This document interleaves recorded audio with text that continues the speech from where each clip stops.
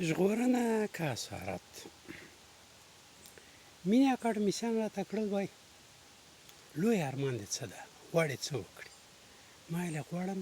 د ټول ژوند او ټول ژوندو په خدمتګار بدل شم راته کړلې وایي زموږ خلک وایي چې مار خوړلی له پړي ډارېږي چرت کې ولاړم وایي دې تېرې نیمې پېړۍ ته وګوره څه ځوانان څه شازلمي وو چې راپورته شول او غوښتل یې چې د حق او عدالت په مومن خان بدل شي هر یوې خو پایله یې څه شوه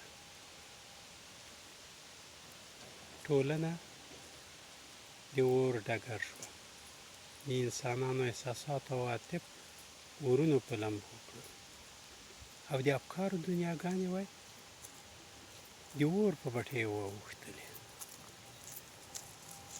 دلته وای لوی قانون نقض شوی هغه دا چې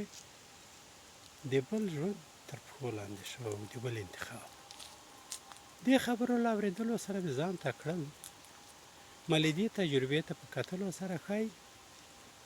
دوه کاره راته اړین اول دا چې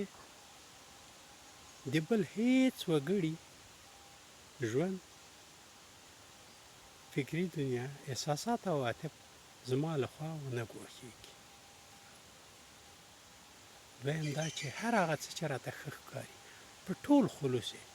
سر ته ورسوم خو نورو ته دې حق ورکړم چې مني یې که یې نه مني ځکه دا یې خدایي حق ده